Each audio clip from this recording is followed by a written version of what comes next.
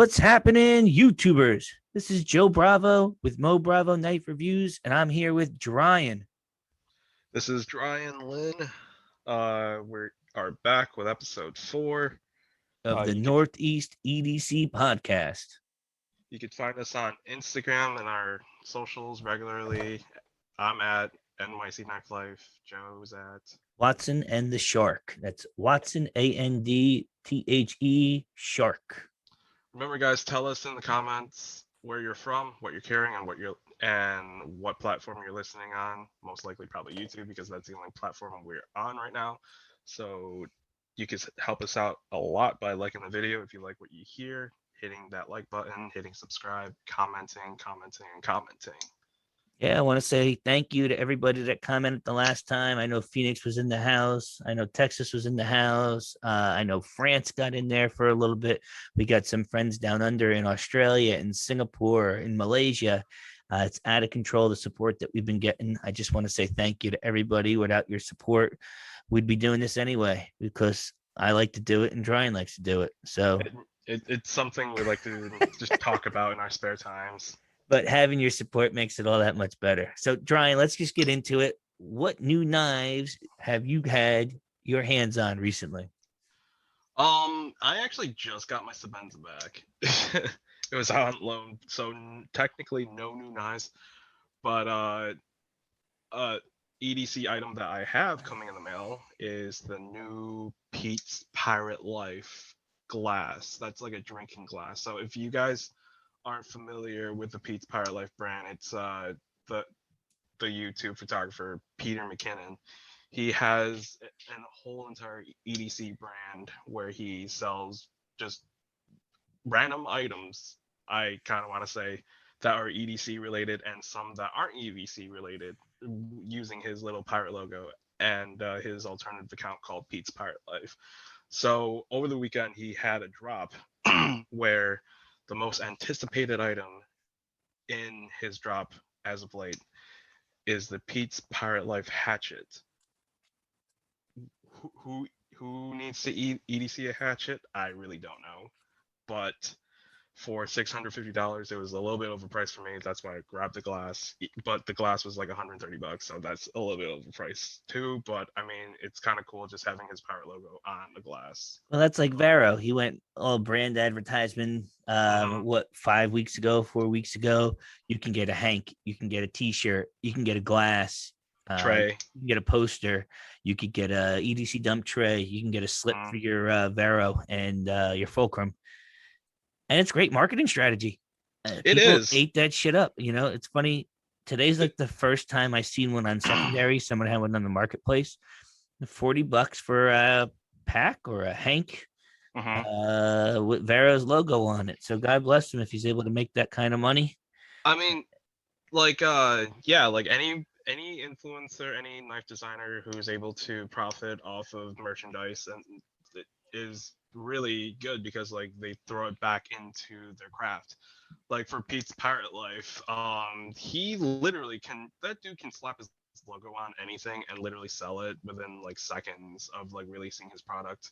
And a lot of it goes to FOMO, honestly, like in my opinion, because the dude just slaps his logo on like hot sauce and it sells out. On candles, it sells out. On freaking band aids, it sells out. Don't laugh. I need a band aid at least twice a week because I like to drop shut my knives. And when they're sharp, they cut you. And Yeah, that I'm so guillotine. embarrassed that I'm not. I mean, there's probably 4 or 5 review videos where I go, shit, that got me. I grabbed the rubbing alcohol, got to go into the old gun bag and get the med kit out where my little band-aids are. I feel like I'm Paul Blart from Cop with the Hello Kitty, band-aid on there. But once I get that band-aid on there, I tell you what, I feel fucking invincible. That thing is gonna get me a second time. Shame on me. Actually, one time I had a knife get me a second time in the same spot while I had a band aid. So it's not completely foolproof. At least I'm not alone. I don't know what to tell you. When you mess around with multiple knives, it's funny because where that detent ball engages and doesn't and disengages, It changes, and you could not pay attention, and the next thing you know, whack, it got you. So, but we're getting off tangent. I'm No, going to talk about definitely. the knives that I got this week. Is that okay? Yeah, go ahead. All right. So I actually picked up some pretty badass knives this week. I'm going to start with the OZ Machinery Roosevelt. I don't know if everybody that follows my channel, because I know you all do, saw the video comparing my end cut carbon fiber to my golf putter milled out edition Roosevelt, and they're freaking awesome. The fat carbon is so light, the action is great. The golf putter is even better. I was taking a look at the two of them today, and apparently, I don't know what number it changed, but there is a lock bar insert on my 176, which is the third Roosevelt. You're gonna laugh. I sold the OZ to my buddy Brandon, and he fucking loves it. What were the rosies like at table? Don't I ask questions you don't want the answer to. no, Okay. I remember they were like half the price of the They're even aftermarket more than knives. half of the price. It's Like or less than half. I It's I like, was actually within that drop window yeah, too, I like tried just to. Man, we all selecting did. stuff. We No, all no, no. did. Like literally, I had like prime opportunity to get what I want, but I just opted out because I was like, you know what, this is probably FOMO. Well, you messed up, man, because I'm going to Yeah. tell you, everybody sees the fucking stuff I get to play with on a daily basis. And I'm telling you, I sold my BBM, and everybody Mhm. knows how much I love my BBM, but I sold my BBM to my buddy Chris because I had two Roosevelts. And I'm going to be honest with you, the Roosevelt is sharp as fuck. It is light as hell. It disappears in the pocket, and it is fun to play with. And I What can tell steel was you, that? hang on, I'll get the 390. freaking. Nah, it's not M390. Yeah, you know what? Let me get the cord, and I'll tell you once you get on a tangent. I But man, I'm just thoroughly, thoroughly, thoroughly enjoying it. And I'll tell you, the one that Brandon got had an acid etch blade, and Ooh, they those are really do a nice. good job of handling that blade. Um, the stone wash is awesome. The acid etch was awesome. The stone wash on the lock bar is great. The milling texture on the golf putter, I'm telling you, I sold the one to Brandon, and I overpaid like an a-hole on the secondary for another golf putter, and I had no qualms about it. I tried parting with it, and I just keep bumping up the freaking price because I don't want to get rid of it, and I don't want to sell the end cut carbon fiber because it's lighter than the golf putter, marginally, but still, and it's got Zerk on it. The golf putter one I got has this beautiful, beautiful teal dark Damascus clip, Oof. and it's fucking polarizing. And a Spectre was only a $700 knife at one point.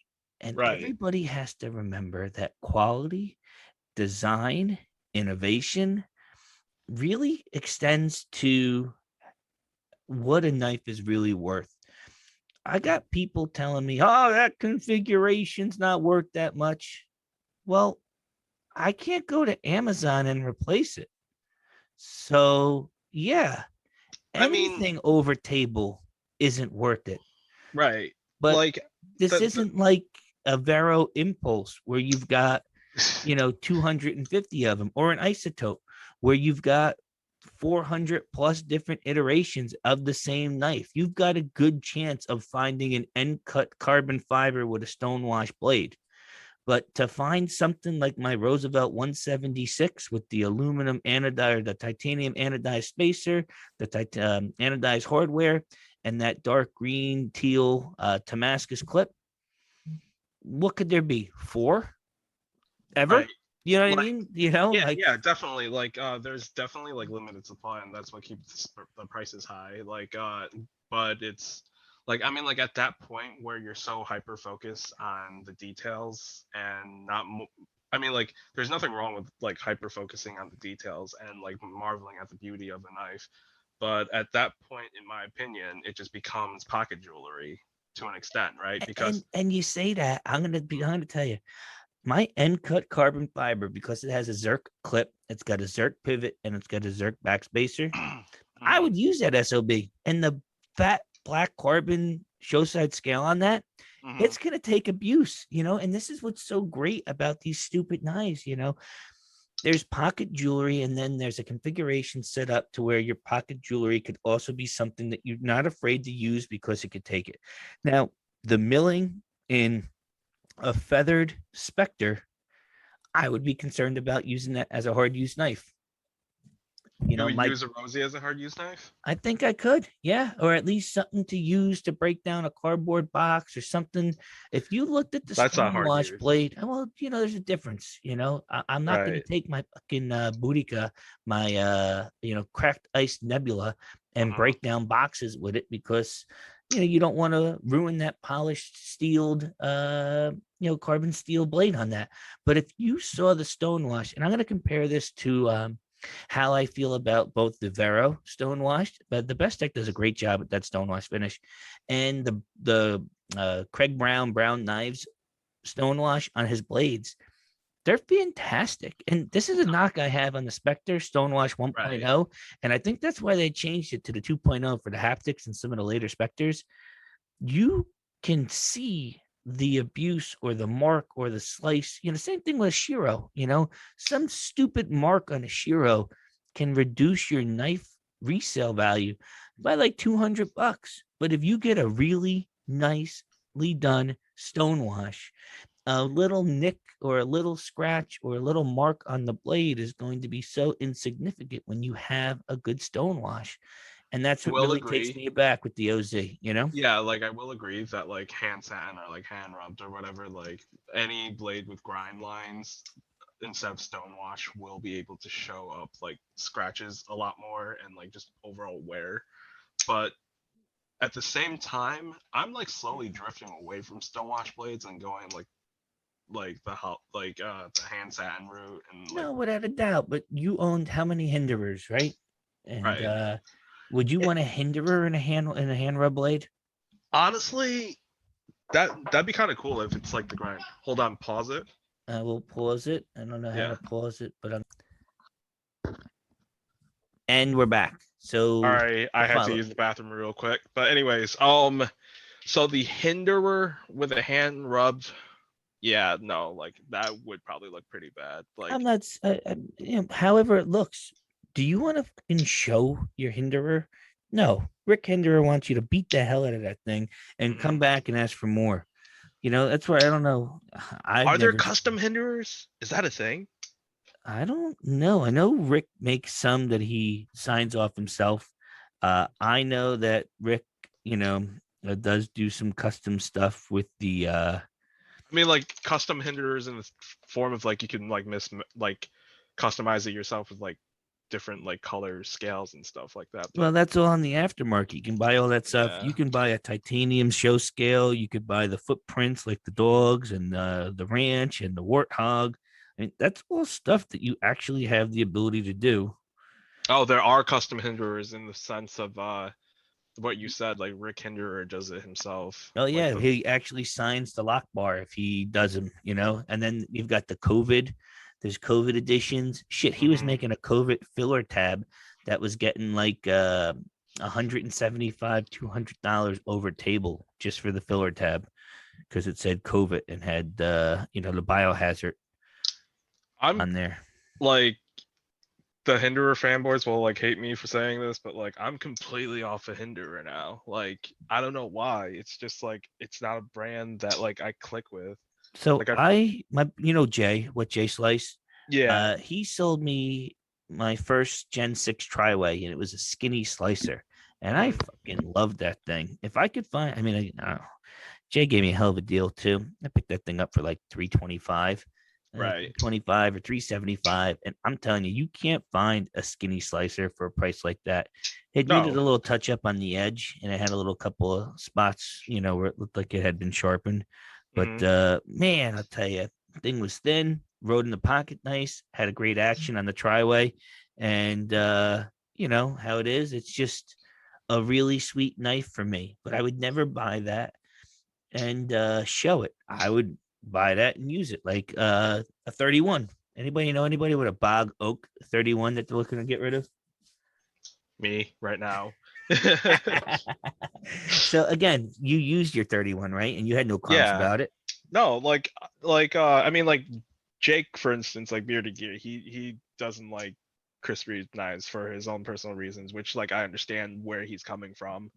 And I do see everything that he points out in my own experiences with the CRK, but like for some reason I'm like able to look past that. Like I'm not like a CRK fanboy by any means, but like I'm able to look past that because I've broken that knife in like from my own use of it. Like when you get like any CRK fresh out of the box, it shouldn't be able to be flickable. Like mine is because I've taken apart, I've cleaned it, I've like put like just not the CRK grease on it, but like fuck, what's KPL or yeah something. yeah yeah KPL on it, and like just played with it honestly, and just got it to a point where like I enjoy it. But right now, CRK is coming out with S45VN steel knives slowly but surely. I've seen some larges like hit the markets, and it's something that I want to upgrade to. Like I know a lot of people say like S35EN and S45EN aren't really that far off, and it's comparing like lemons and limes, like same sort of flavor, but like almost different fruits. But it's very close. It's like Crewware and Zware, from what I understand, from what people have been saying. I don't know if they're correct. I don't like, but that's the word on the street right now. And hopefully, if Knife Center ever gets in those blackout Inco season, I hope they are in S45VN, like the Wave CRKs that just dropped from Prometheus, like I think last week. Like those were surprisingly in S45VN, at least like some of them were confirmed, at least in the CRK groups. And I was like, that would be a nice surprise. S45VN steel. Like I would love that. So it's been on a hunt, trying to get rid of my bog oak. And now that I've said that information out there, it's probably gonna be harder for me to get rid of the bog oak. But this is what the podcast is for it.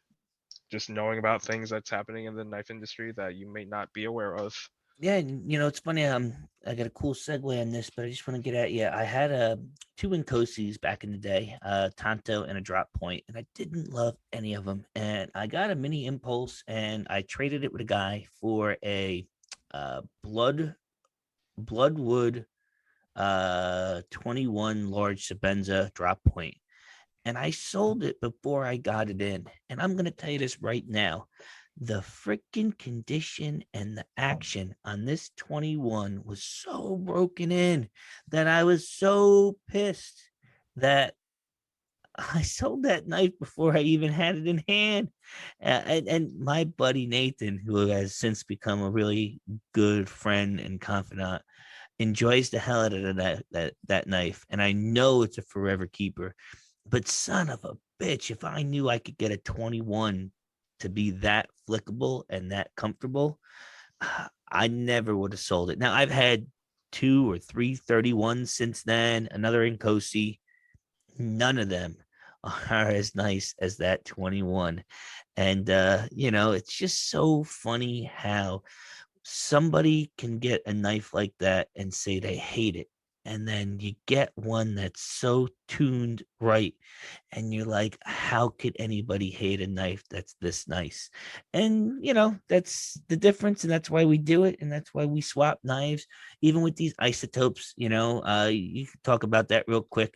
Um, they're all over the place. Some people are saying that they're the best thing since sliced bread. Other people, they're saying their actions are stiff.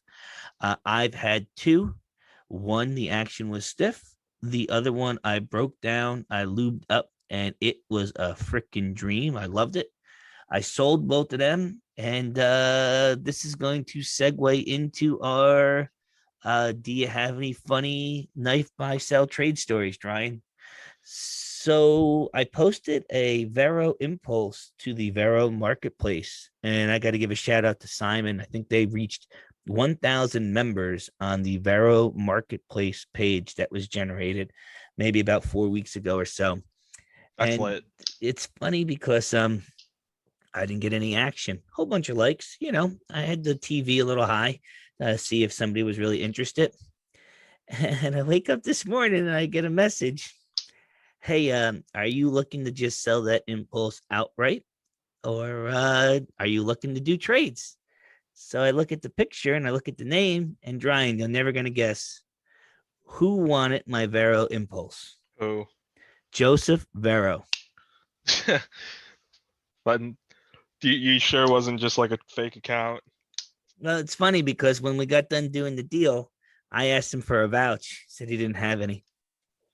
Then Ooh. I opened up my drawer and wanted to see. I said, "Man, I don't have any stickers or candy in the box. Does he need any?" But it turns out, Joseph and I had many conversations. He's a great dude. I love his knives, and he wanted a pristine impulse for Blade Show. I had one, and I was more than happy to help Joseph have one to showcase at Blade. Because why shouldn't he have one of his most stellar knives on display for everybody to see? I mean, you're going to see the Impulse, you're going to see the Isotope, you're going to see the Axon, you're probably going to see some Bacon, and I wonder if he's going to have a prototype of the Mini Synapse, the Neuron, He's and definitely the Frame Lock Axon. he's definitely gonna have the neuron because he has a prototype neuron that he's been playing with, right? You are 100% correct. I'm wondering if he is going to go out and show it. I mean, it's a Right. prototype. Do you show a prototype? Do you talk about? I mean, it's one thing to show a picture of it, but Hmm. Joseph don't seem like the kind of guy that wants to show something that's not finished. But I can't speak to Joseph and Well, what he's. well, wasn't like his first year like at Blade Show, like when he was like introducing like the Impulse, he had like the prototype in hand I think he and was he was just like show walking the show, right? I think this is his yeah, first time he's got a booth, is what I think yeah. I remember. But he had a prototype in hand of the Impulse at the time, I believe. I could Right. be completely wrong. I just saw it in some dude's video, but on YouTube. So I don't know. It could have been just a dream. Who knows? Was he reading Word Up magazine? Yeah. Salt and pepper, heavy deep in the limousine. Uh, Maybe. so got a couple other new knives this week. I just want to talk about Robert Carter. If you have not seen some of his knives, I know I did a review and a video of the NCC collab that he did, the BBM B2, and I love that knife. I was able to get a custom BBM with a larger blade. This one's about 3.6 inches and is perfect for my hand, fits it great. It doesn't have a fuller, and it's kind of the only downfall of this knife. The BBM is fantastic, and I haven't found another knife that has a fuller that is comparable with the ease of use and the stupidness to release the action on a BBMB2. You don't have to think about it. It's like a Smith and Wesson revolver, and it's in single action, and you just have to think about pulling the trigger, and it's already gone off. That's how I feel like the detent mixed with the fuller on the BBMV2 is executed, and it's wonderful. I also picked up a Hattie and L, and it was funny because I posted this on the Shira Gordov page on Facebook, and I got a lot of flack at first.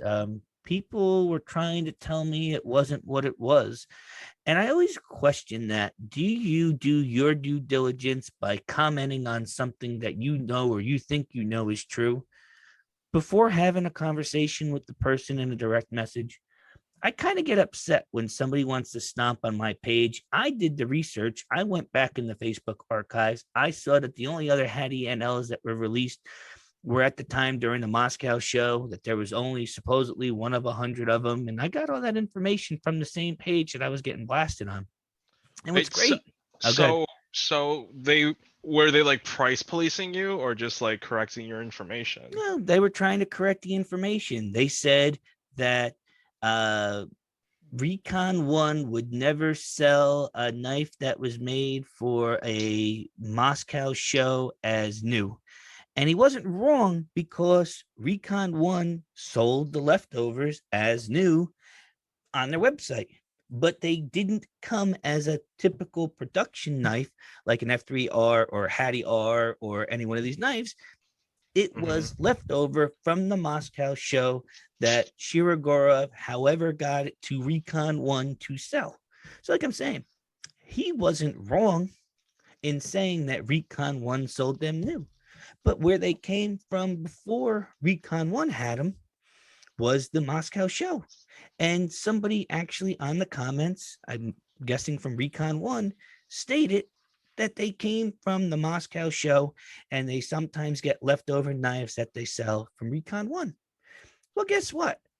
Send me that in a direct message and have a conversation with me. You put that shit on Facebook blast, and then what happens? Now my sales post gets tainted because of misinformation that's brought on in the comments, and now I've got to do a new post, or I've got to edit my post to say that, hey, this guy questioned it, it was confirmed here, and sometimes that scares people away. Well, usually with like, I mean, there's two ways to go about that kind of stuff, right? There's the first way is like if and it depends like on like the group admins and stuff like that. If it's not related to like your sales post and you're just trying to like sound like the smartest person in the room, that shouldn't be really put on a sales post. And this guy is smart. He knows a shit ton. And what bothers me is it's a sales post. I didn't post it in the Shira Gordov group. I posted it on the sales post. If you thought my information was wrong, DM me and let's have a conversation about it. Don't have a 6 comment, 12-person conversation about the legitimacy of the claims on my sales post during my post. Or You could does it help you because the more engagement your sales post has, the more it gets pumped up to the uh, top of the page. and you could say that yes or no. I think anywhere that somebody is questioning what you have is negative because you want people to know about what you have. If somebody needs to be taught about what it is, well, there ain't no hype around it. And if there ain't no hype around it, then who's going to want to spend money on something that's rare, limited, but nobody wants because Uh, nobody knows about it? Honestly, I actually have a sales story today, actually, that's sort of relating to your complaint about people commenting in your comment section and whether they should message you about certain things. So, sorry to cut you off, but like No, go ahead. before I lose this train of thought, Yep. in my CRK BST post about my Sabenza that I'm like trying to get rid of, And also uh, not trying to get rid of. and also not trying to get rid of because I'm literally playing with it right I now. hear it in the background. Sabenza thwack. Yeah, but so I posted up sales post how I regularly like just post it, right? And then I cross post the same information across multiple knife selling groups, and that's pretty much like me casting a wide net to see who wants the knife. And so I forgot that in the CRK group, uh, that you also have to post the price as goods and services and shipping included. And you can't do PayPal friends and family in that particular group. Like everything has to be goods and services, all calculated with the 3.5%. And I didn't do that. But instead of like the dude commenting on the post and tainting it, like you said, and just like making me sound like an idiot or look like an idiot, right? He privately DMs me and it's like, hey, yo, just heads up before the rest of the people in this group drag you. Uh, just edit your sales post to include goods and services because the CRK group doesn't allow goods and services. And I was like, oh shit, good call, man. Thanks a lot. And he's like, no problem. Good luck with sale. And that's literally the extent of our conversation. And I really do enjoy people like that looking out for you and like that have no malicious intent, no ego about it. And it's just like just a random stranger just trying to help you out and just trying to get to your bottom line. Yeah, it's amazing. I do that shit all the time on Reddit. I can't Hmm. tell you how many times I mess up a timestamp or a video link, or I don't release access to it, or I have the wrong date or something stupid, And if Right. I see somebody else that has that, I'll message him and tell him, because it's not, hey, you're an idiot. It's, hey, the link's not working. If you're wondering why you're not getting any action, it's because your bait fell off the hook. Yeah, exactly. Sometimes you got to check your bait. And it's funny because when you open a link in Google Documents, or your Google Drive, Hmm. if you're doing it from something that's logged in already to your account, well, guess what? You've got access to it.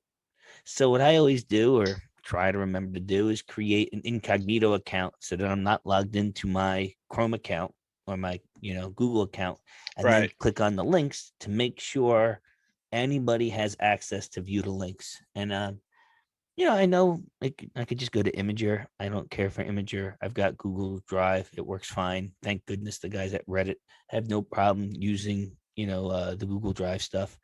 But yeah, like you said, how easy is it to send a PM and let somebody know they made a mistake on a post, or they wanted to talk to you about something specific on the post that might not be correct, incorrect, well known, or just a discussion point? Shit. Guess what? The internet doesn't need to know that I'm stupid or you're the smartest person in the world, or vice versa. If you Yeah. want to have that dialogue, go to a general discussion page and have that conversation there. And that's how it goes in my book. And it's nice to hear that other people also have those struggles.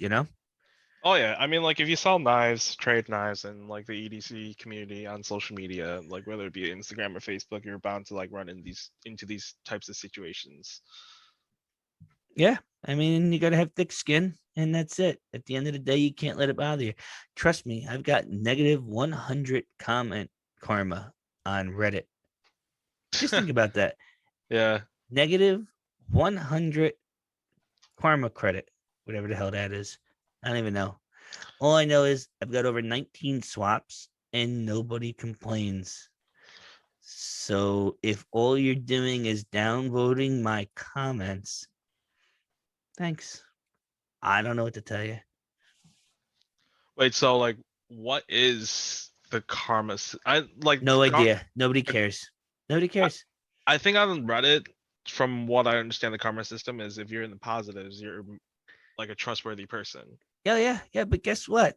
If you got a knife for a good price, you could have zero swaps. You could have a foreign address. You could have a PO box that has no fucking actual address. If you got the right knife and the price is right, you'll get somebody to give you money. Oh yeah, definitely. Like literally I bought an impulse off of Reddit um a while ago. I think it was like back in winter. But yeah, like I literally just made a Reddit account just so I could buy an impulse. Yeah, I mean, I did that the first time I did this. I got into Reddit knife swap. I never heard about it. Hmm. And shit, I was getting blasted the first day about that. I bought a $325 Spyderco Paisan and I hated it. And I sold it for $365. And I was getting crucified because I was murdering people by telling them that I wanted $365 for a $550 knife that nobody could get. And I had to pay goods and services for it. Murdered on my first post. Here I am, have no idea what the hell to do. And I was like, what the hell? That was my fucking knife. I bought that knife. I waited to click that button. If Why do if I got to lose money on something that I know nobody could get and everybody wants? I mean, like, if y'all don't know this, if y'all hate price policing on Facebook, Reddit is probably 20 times worse. Oh, without a doubt. It is hysterical. And look at that. My buddy just messaged me right now. And I mean, you talk about fucking relationships. Here's a dude that I had zero swaps. He bought the Paisan. We had a great conversation. This was back in like December. And here it is. It's fucking May 25th, and he's messaging me at 9:15 at night to bullshit about knives that we're buying. And you get it, I mean, that's the knife community. That's the relationships. That's what's great about this stuff. Downvoting shit, price policing, pretending that you're, know it all or better, or that you want to shit stomp somebody's post. That's not what it's about. If the price is high, leave it be. It'll come down or it won't sell. Either way, none your business, or at least not on Facebook. I mean, I guess it is on Reddit because that's in the rules. So you I can't mean, even complain about it. yeah, like with the thing about prices, it's also pretty like self-correcting too, because like if it's objectively overpriced, nobody's going to buy that fucking knife. That's right. And then the seller will get anxious and like will drop the price. Like you see it all across the platforms. And like the only time where I think somebody should speak up about like certain like things that happen in the EDC community is like when people scam each other. Without a doubt. I Like, mean, price policing and scamming are two different, you know what I mean? And I get it yeah. without a doubt. And, you go on Reddit and they remind you all the time, use goods and services, use goods and services, use goods and services. Shit, I love nothing more than talking to somebody on Reddit and going, hey, you on Facebook? He goes, yeah, I'm on Facebook. And he goes, oh shit, that's you. And he's seen my reviews, he's seen my photos, he's seen my, because then Mhm. you're talking about somebody who's in the community. You're not talking about somebody that you never met. You're not somebody, and I'll tell you this, you want to talk about vouchers. I like to see that somebody's been inside the page for 8 months, 12 months, 2 years. I feel so much better knowing that guy's done swaps a year and a half before I even got involved in this fucking Oh game. yeah.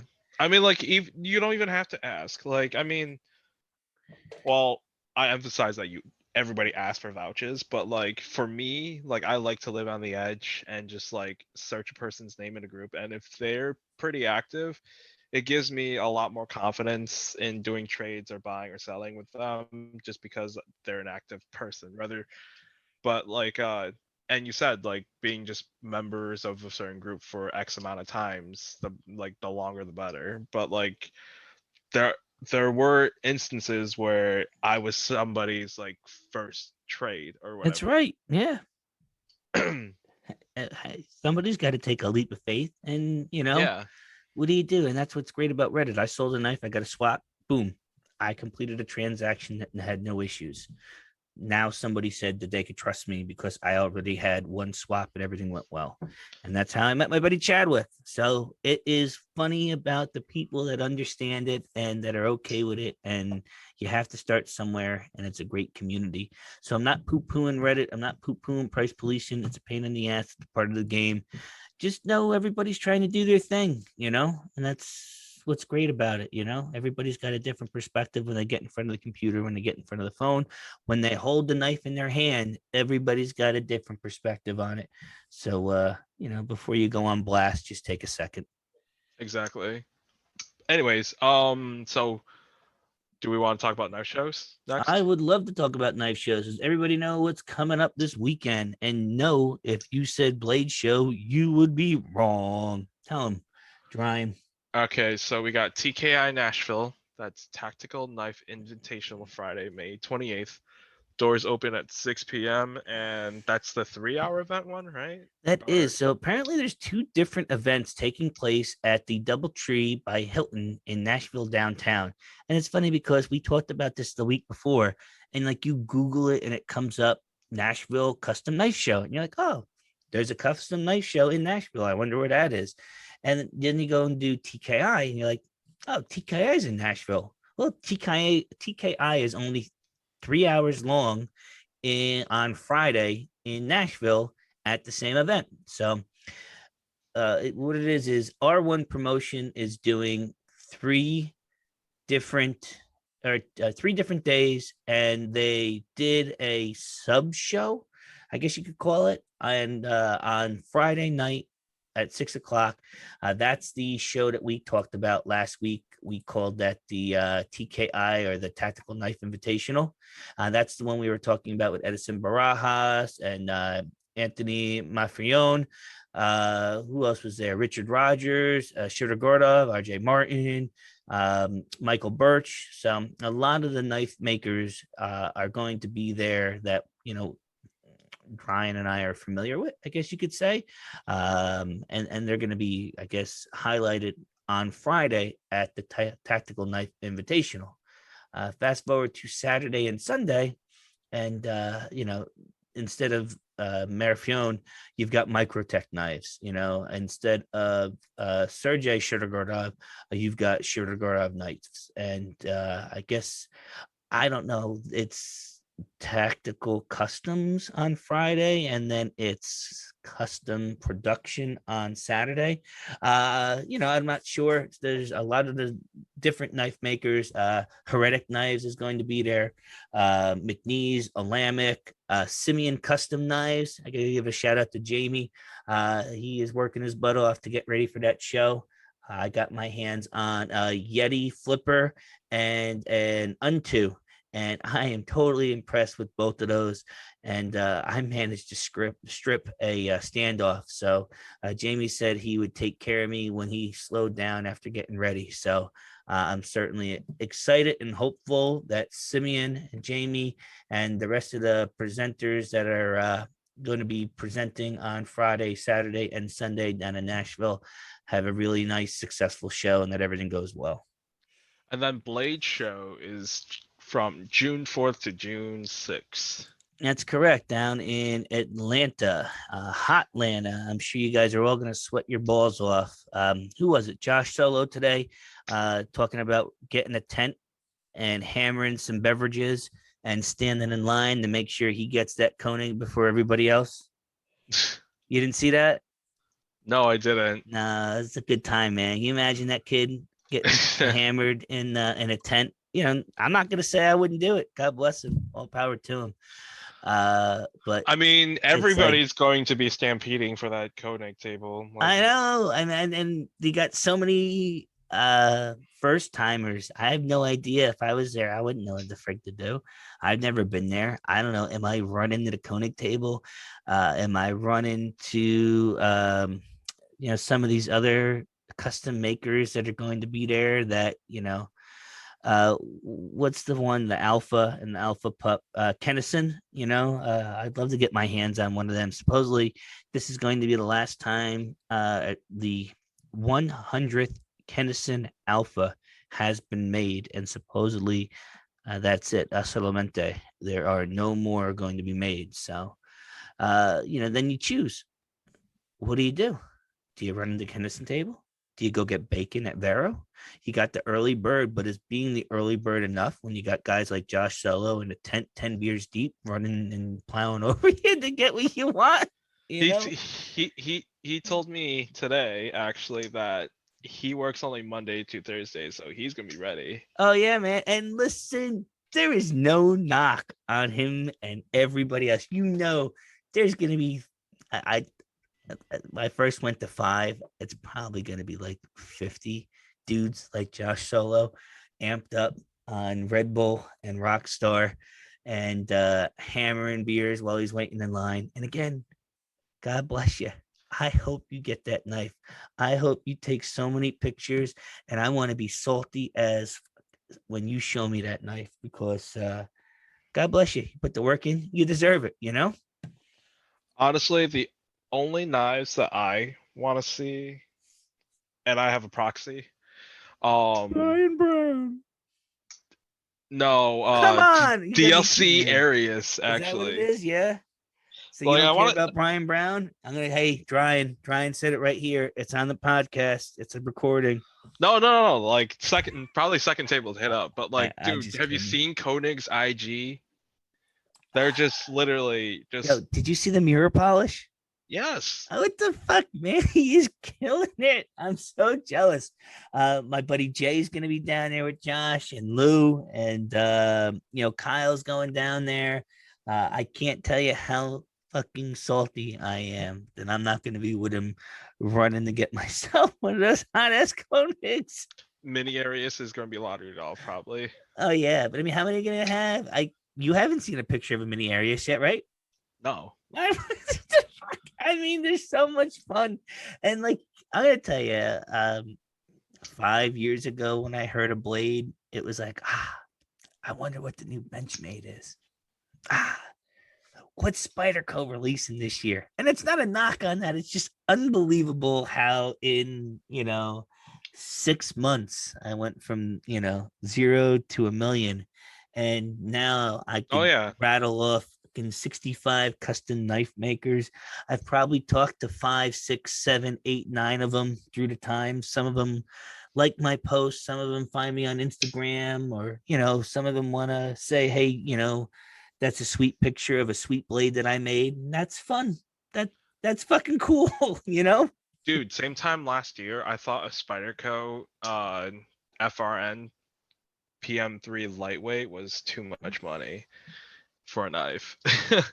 I know shit. I bought that Paisan and I cried over it because I said, why in God's name would they put this thing at $550? That blade stock was like 2,000 pounds.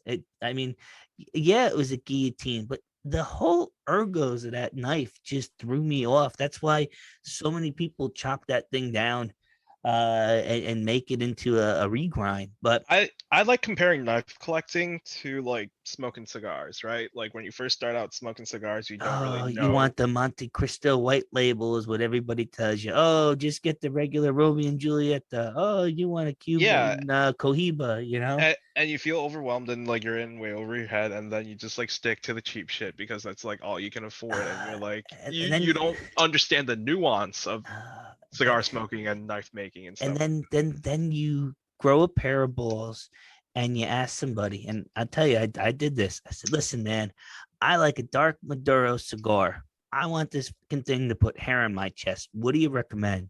And he said, you should get a La Gloria La Cubana Series R Maduro. And I fucking smoked that thing, and I'm telling you, I got a hairy chest.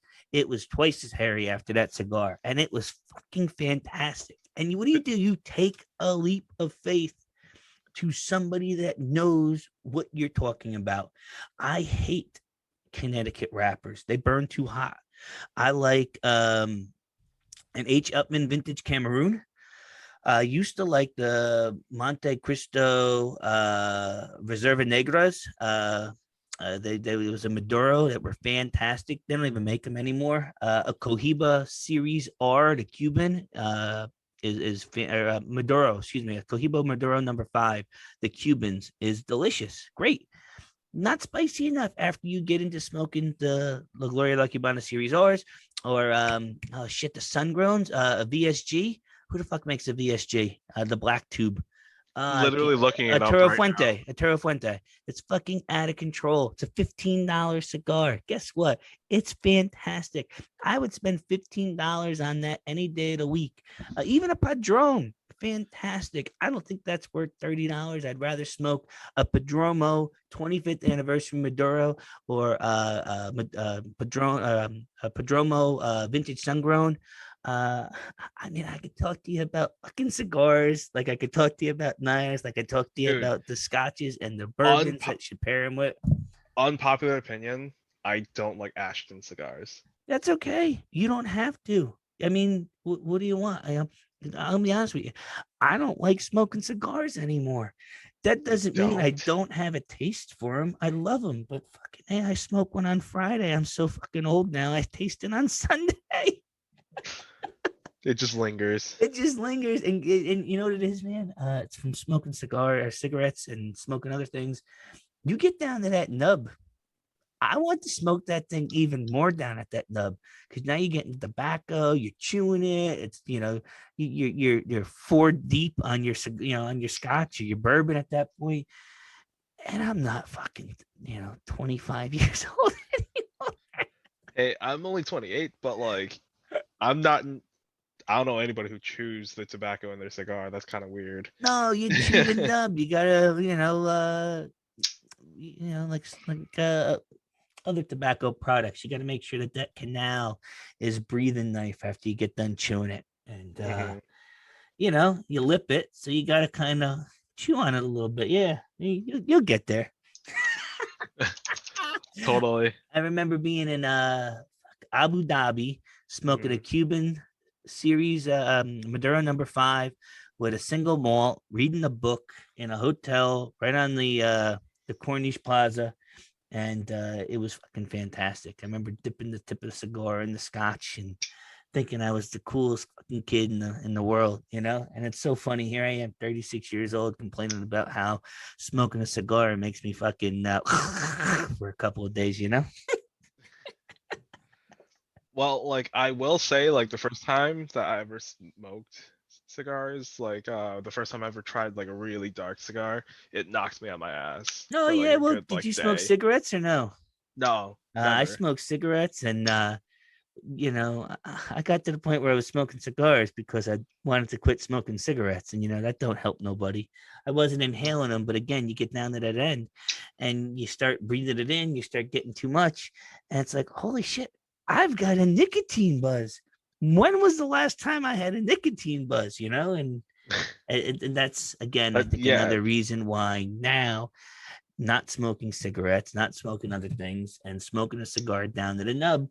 When I get about a halfway, I got to kill it because if I start chewing it, and I'll get another cigar, I don't care. And I love that fucking end, that nub of that cigar. But nope, nope, nope, nope, nope, nope. Not unless I want to have a shit couple of days afterwards. honestly, like from my personal opinion, like smoking cigars, you're more, in my opinion, when you smoke a cigar, you should enjoy the flavor notes of the cigar and like just take in the nuance of it. Like I know I'm saying the word nuance a lot, but like that's what it really is. If you're smoking a cigar just to get like a nicotine high, you might have a nicotine addiction. Oh yeah, and I did, and now I can enjoy it, and now I know. I mean, let me ask you this: Mm. uh, what are the three whiskeys that you want to go to right now? If you said, I wanted to pour a glass, whether or not you had it or not, what are the three whiskeys that you'd like to drink at this point I today? mean, today I Yeah, could go for anything. Like it don't doesn't say have anything. You gotta have fucking, your favorite, your second favorite, and your my third favorite. I really don't have favorite whiskeys. Like But it's literally all whiskeys like taste don't mildly similar. say it. It tastes mildly similar to Don't me. say that because you can say the same thing about the nuances of the cigar that you Mhm. cannot, yeah, Well, and yeah, yeah. I mean, like nuance in itself is subjective. it is without a doubt. And that's what's funny Yeah. about how you could be so articulate about how a cigar could fucking taste and then say that all whiskeys taste the same. And that's fine. You know what I mean? I'm not knocking you. Uh, Right. but once you start getting the taste of that, once you start drinking more often or smoking more often, your palate changes a little bit. I used to be a really big single malt guy, not the Lafroig, not the what do they call it, the Spaciad. I was definitely more of Balvenie Doublewood and Macallan 12 are just staples. And the Balvenie is a kind of a sweeter taste. They actually make a Balvenie first fill, and it's aged in bourbon casks. And it really developed like a sweeter taste for me. And now I find myself leaning more towards scotches that have a little bit more of a sweeter bourbon finish. And some of the bourbons I have as well are less of that sweetness, a little bit more to bite, but not uber sweet. Like when you drink Makers, I feel like that's a little too sweet for where my palate is. Um, I got a bottle of Derringer Bullet Hole I've really been enjoying, and another really nice mellow drink to sip on is a Whistle Pig Old Rye number 12. And some of the knocks on it is that it could be a little bland for a 12-year-old $85 bottle. But sometimes you don't want to get kicked in the teeth when you drink a glass of Right. whiskey. I mean, same thing with like cigar smoking because like some days like you have to do things. Like there's cigars that are meant for the morning and there are cigars that are meant for like nighttime. Name a cigar that's made for the morning. Any Romeo and Juliet cigar. Any, come on, you don't talk about the wrapper, you don't talk about the L- fill, you're talking Honestly, about like a I'm Nicaraguan, you're talking about a Dominican, a no, like Connecticut. Come on, never smoke a Dominican cigar. really? Never any light cigar. Like I mean like it depends like because like not all like light cigars are light. Like you can't I just go agree. off the wrapper. I Like 100% some agree. like white like lighter wrappers are the harder hitting And ones. that's why I think the darker the better. And I used to like Partagas Black. Hmm. After smoking the La Gloria La Cubana, the vintage sun grown, the Padromos, the Padrones, the Partagas Black almost tastes like chalk a little bit. And I know that's a weird flavor to talk about when talking about cigars, but when you talk about spice in a cigar, like I said, the H. Upman Vintage Cameroon, you can taste the spices in that. You pair that with a nice single malt or a whiskey, that sharp, that bite, you could taste it. It's a darker cigar. It's not a lighter Connecticut wrapper, but it's a wonderful in between that you can really enjoy. And I really that's a Dominican cigar. You know what's kind of funny? This just turned into from a knife podcast into a cigar podcast. And you know what? That's okay. I don't know no drops coming this week. Do you? Um, Not this week. Okay. I don't know no drops next week. Do you? Next week, TRM scales. Oh, okay. Look at us. Friday, the mini Synapse pre-order is coming. Wow. If anybody is still Yeah, listening to this after that barrage of yeah. That that foo-foo, that was bad. But uh no, actually no. Like if they listen to the previous podcast, I'll recover that. you what? The mini Synapse pre-order Oh yeah, yeah. Well, it's on the Friday this 28th. week because I already had 3 people go, "Hey, did you score a Vero this week?" I was like, "Nah, man, it's Friday." And they're like, "Oh, well, you know better than I do." And I said, I do. I guess you don't listen to the podcast." I But will say somebody did fucking reach out today and say, "Hey, when's the next episode of the podcast?" The Knife Whisperer. He wants to be on the show. I mean, I know we told Brad we were going to get him on here, talk about Blade Show beforehand. So maybe we could talk about Brad, Screaming Pirate, and see if we can get him on here, talk about what he's excited for down at Blade Show. oh, definitely like with Brad, and we could probably get like a 4-hour podcast. I know, man. Well, that's good. He could talk. We can go drink some cigar or drink some scotch and smoke Drink some some cigars. cigars. I did say Yeah. that. It's okay. It's fucking hour one. So get off. But Uh, anyways, like let's just keep this moving. So, moving where? What else you want to talk about? We pretty much covered everything. You got anything else? mm, let's talk about like let's see in my notes Oh, is budget. wait, before we talk about budget, is Blade Show killing knife sales right now? Oh my goodness, for real. I saw somebody's post on Everyday Blade. It's like just uh the black guy rubbing his hands, licking his lips, ready for I forget the comedian's name, but just waiting for the opportunity for everybody to score some big stuff on Oh, the Blade Show. dad from Blackish. I forgot his Yes, name. yeah, I Yeah. know. I can't think Yeah. of his name. He's hysterical. He wasn't he in Hanging with Mr. Cooper too? The I same just know guy. him. I just know him from that kangaroo movie when I was a kid.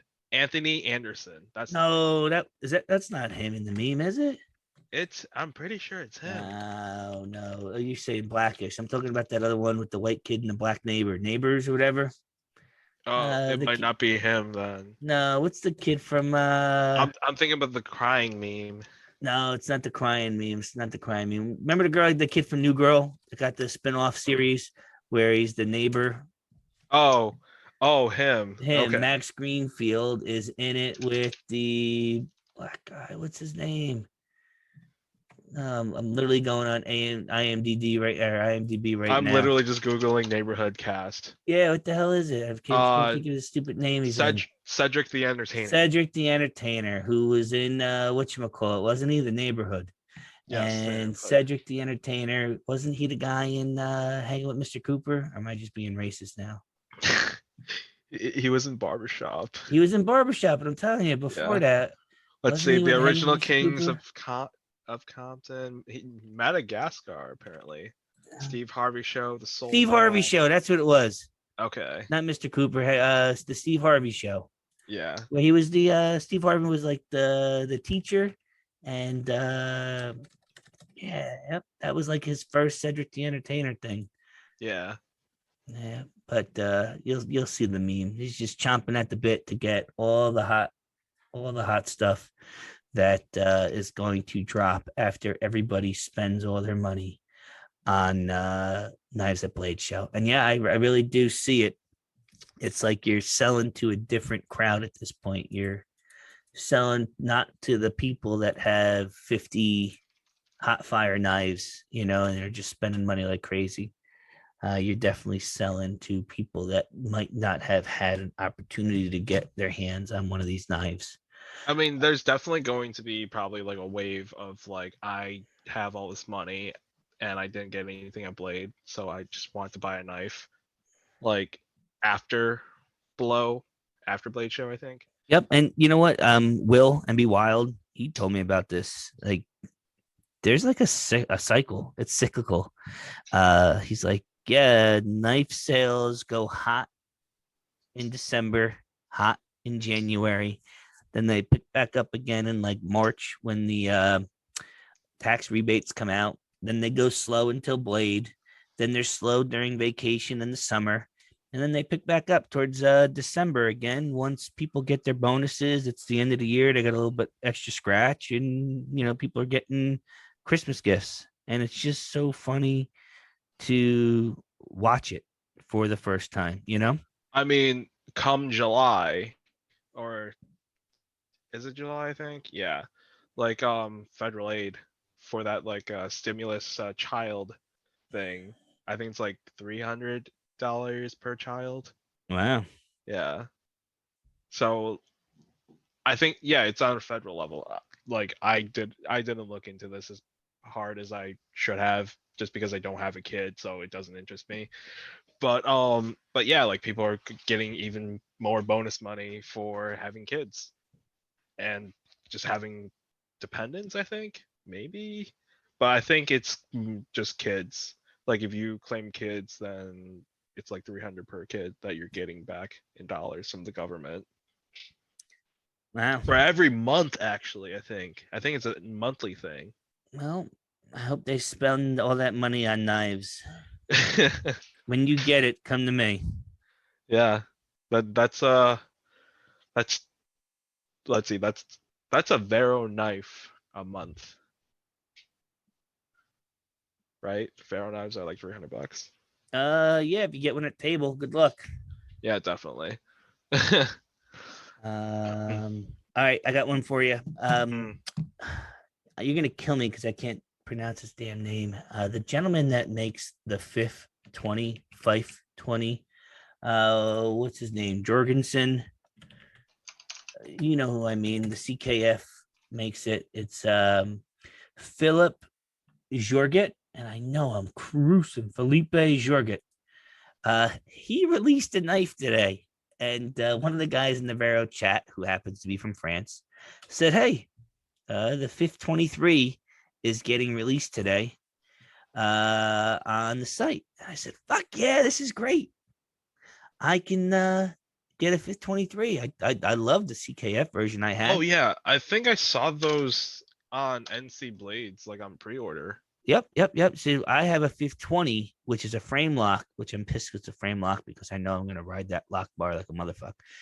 But he dropped a Damacor mirror polished blade run on CC bearings, two-tone Damacor clip, zirconium bolsters and spacer, Koa wood scales, titanium liners and screws.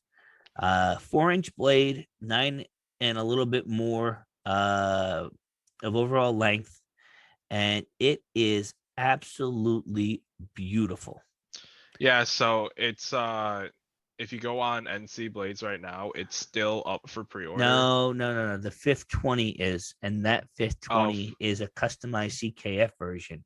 You got yeah. to go to Felipe Jorget Knives, and again, I'm murdering that name.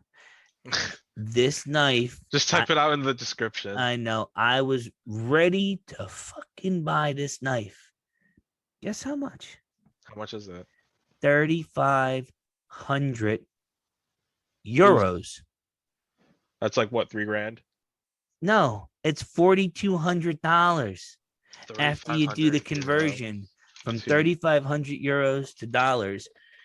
It You're sold right. with the quickness, and there was an email about 4 hours later going, "Hey, due to the fact that the euro isn't a dollar, this shit's still available." I'm not joking. Whoever who bought it was from the States. He Hmm. bought it, didn't realize it was going to be an extra $1,300 or whatever That's wild. just on the conversion. I mean, some people get caught up in that. Look at that. I was ready to pull the trigger. If that thing was less than 2 grand, I very well might have bought it. Cause I don't know, you ever seen Koa Wood? Koa Wood's beautiful. And That's four Damacore, it's awesome. 4.2. Like that's literally that's the price of some like busted vehicles that are still running. I know. I'm not saying that I was going to spend 4,200. Obviously, the guy who spent $4,200 on the damn knife wasn't concerned about a busted ass vehicle. Right, You know, obviously. he ain't living paycheck to paycheck, getting government funds to buy his fifth 23. You know what, sweetheart? I know we got that government money coming in, but I really got my eye on this French maker's fifth 23, and I promise you, we can go back to eating anything that's not ramen noodle in December. For But I real. really need this knife right now. So I think that's a really good segue into our next topic about budget knives. So what budget knife do you carry or is in your collection? A shit ton. Well, Uh, list some. Shit ton. My favorite is my Police 4 that I got in the Spyderco second stale. It's a 4.25-inch blade with K390 steel. That is a fucking beast. Um, what else? My Benchmade 765 Ti Mini Monolock, fantastic M390 steel. How You much know, is that? so when that was new, it was $325, which Oof. definitely was in a whole nother realm for the people that they were going after. I picked mine up for $125 at my local knife shop, and you can find them. There was one today on Knife Swap. I think it was for $220. Very underrated knife. Titanium scales, frame lock. I believe it's running on washers, and the detent on that is fantastic. It is a ball to flick out. I think I've got a comparison video between that and my mini goblin on my YouTube page. And that thing was the quickness, I'm telling you. And I still carry that one. What So about you? my top three would probably um these are a little bit over $100, but like if you go on like the Facebook EDC groups, you can usually see them for like about like 80 to $90. And that would be my first real knife ever would be the PM3 lightweight in all black. FRN scales? Yeah, like that. Boo, Honestly, if you just need a knife, a boo, reliable knife, that is it. And it's light carry. boo. And the Wee Banter is another good selection. It's in my hand right now. It's S35VN steel for under $100 if you get it secondary. Like I see these from probably like 70 to $80 online. And most of them are in pretty good condition. I got my current one for like $80 off this one guy and it came with everything. So it's not completely impossible to get good knives for under $100. If you want to get close to like 50 to 75 range, there's different assortments of Elementiums. Again, We Banter and Elementiums are Chinese made knives, but these are honestly like on the same, I would say like on the same quality, like We knives and Civivi knives, like they're probably in the same quality bench in the realms of like Benchmade or like ZT. I have my qualms with ZT. Every freaking ZT I've ever owned had some sort of QC problem. But yeah, like I would say like material wise, fit and finish, like ergos, like it would just in the same ballpark as Benchmade's, but like significantly cheaper, if not like half the price of some. And if you want to get cheaper than that, I've actually owned like CRKT Polars in the past. Those were pretty neat and just fun to like play with. But I mean, at the end of the day, they're a little bit too small. Um, and if you're into fixed blades and cheap fixed blades when they're up, definitely pick yourself up a Giant Mouse GMF1 or any of the fixed blade, tiny fixed blades of Giant Mouse. There, I believe there's like three different variants, all same blade shape. Just one's like acid wash, I think. Another one's like stone wash, and I forget what the third one is. But very handy EDC knife. Like I've used it to like even like meal prep. And those are my favorite budget options. I would not consider a Benchmade bug out or anything like over $150 budget friendly because I spent $80 on my bug out.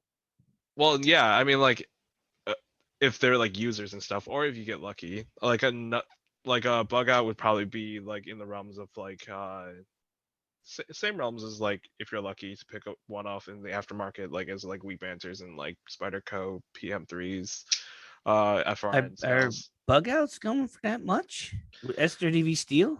Yeah, like I don't know why, but I've seen like some bug outs just going for like 125, 130. I mean those are just like the regular size ones. I'm not talking about like the mini bug outs. I just think they're just still really popular and they're perfect EDC knives. I mean, like I went all out and just got the carbon fiber S90V bug out myself just because like I like the carbon fiber scales better than like the CF Elite ones. CF Elite I just thought still felt cheap. When you could still bend the plastic, it kind of worries me like on a knife, especially if you do like heavy use with it. Um, but I mean, a bug out is also arguably a knife that you wouldn't be heavy using, but like I mean there's people chopping logs with them, just like slamming another log into the bug out just to chop another log. And it cuts through them pretty well.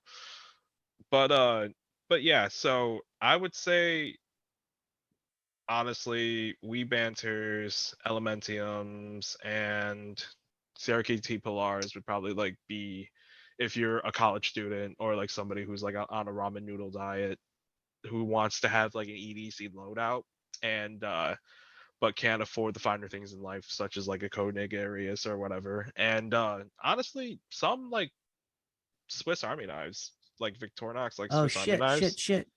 I gotta tell you, Mm, Lowe's right now has the Buck 111, Buck 110. What the fuck? Buck 110. 110. Yeah, I'm thinking of Sugar 111. The Buck 110 for $30. Honestly, that's a good pickup. Like for anybody who's like out there that wants to start EDC, wants something budget friendly on a budget, and somebody who's not even like sure if they want to carry knives but just want to try it out, like these are really solid options. And Oh, if this Lowe's, this is now out of stock. oof, I know. So this morning, so there's another dream, Reddit page that I follow called Knife Deals, dreams and killed. I know. Sorry guys, my bad. Uh, but yeah, so Knife Deals has the a good notification of when a good And knife like, deal comes up. and back to like Swiss Army knives really quick. Like if you work in an office setting that like a lot of people who aren't like as knowledgeable about knives or like aren't as welcoming about knives, like smaller EDC items such as like a Swiss Army knife, like a sack or whatever, like even like the super tiny ones that fit on your keychains is enough for like daily tasks at the office, such as like opening letters or like just chopping up paper because you're shredding documents or whatever. But but yeah, so is there any other budget options that come to mind, Joe? Yeah, I mean, shit, a PM2. I picked up my PM2 shit 6 years ago for like $105, $95. I picked up a ZT Spider codes keep 350. going up in prices. I know, and it doesn't fucking change the steel. It ain't like I'm getting like S45V. I mean, I know they got all the different Actually, their standard steel moving forward is no longer S30V on the PM2 and PM3s. It's S45V on now. oh, that's great to hear. But I bet you it's gonna go up in price still, which I get it. No, it's actually the same price, at least from what I'm seeing right now. Oh, good. I could be wrong, but that's what I've seen on like websites like DLT Trading. They've only Uh-huh. got the satin blades out, so not the DLC blades yet, from I'm what I gonna tell you this. The satin has a better action than the DLC. know. You Sorry. you think the I coating know just it. weighs it down?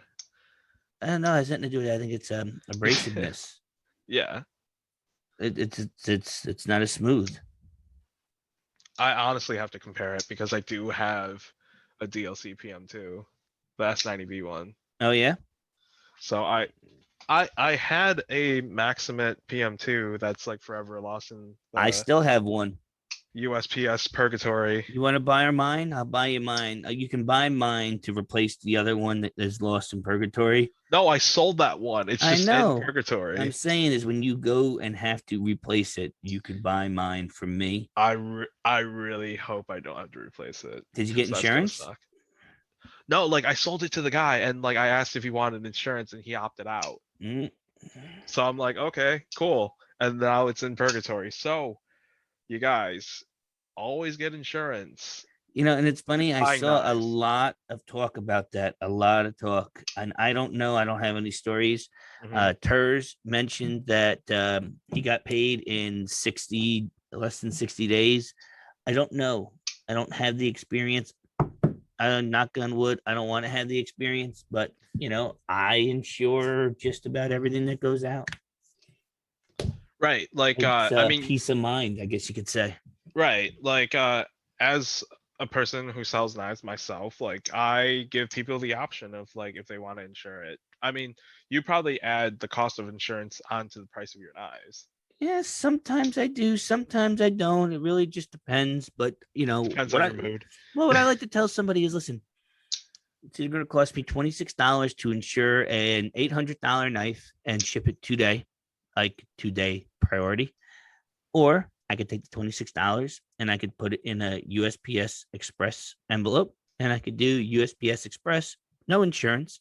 It's insured up to $100, and it'll be there overnight, one day. It's not sitting anywhere. It's taken better care of, and I feel more comfortable utilizing Express at $26 than I do $24 of priority insured. And that's the thing. Like, I mean, like Ters might have one good experience with like, I mean, it wasn't even a knife. It was like a toaster oven or something. First would That ship a toaster oven. well, no, like that's what he said, right? Like I he made it wasn't a knife claim, I don't think. Okay. Um, but that's another thing too. Like there's been like horror stories that people have like talked about in the EDC community where like they try to claim a knife like once it's lost and like USPS doesn't pay out because it's considered a weapon or whatever. So, just like semantics like that kind of just like worries the average seller. I this one goes for the what happened? I could hear myself real well. Ooh. Um yeah, I don't know, whatever. I think I hit a button or something. No, The you sound the same to me. All right, good. So how we were talking about Felipe Jorget, you Yeah. know. Well, guess what? On Instagram, he happened to pop up on my Instagram feed. Fuck you, Google. Stop listening to me. Fuck you, It's Zuckerberg. it's that AI. I know. They Well, know. it is. It's crazy. But this knife is beautiful. You should definitely, definitely, definitely go take a look at this thing and say, this is what 4 grand would get you.